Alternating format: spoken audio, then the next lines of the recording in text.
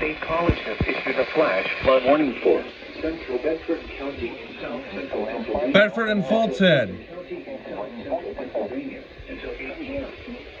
At 4:52 p.m., Doppler radar indicated thunderstorms producing heavy rain across the warned area. Between 1.5 and 2 inches of rain have fallen. Right here.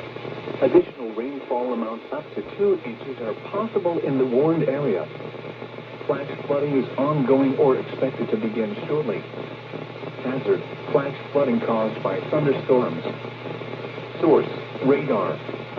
Impact: flash flooding of small creeks and streams, urban areas, highways, streets, and underpasses, as well as other poor drainage and low-lying areas. Some locations that will experience flash flooding include Bedford, Breezewood, Everett, McConnellsburg, Harrisonville, Crystal Springs, Valley High, Solubia, and Cessna. Turn around. Don't drown when encountering flooded roads. Most flood deaths occur in vehicles.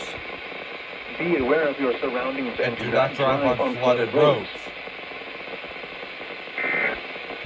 All right, that's a surprise.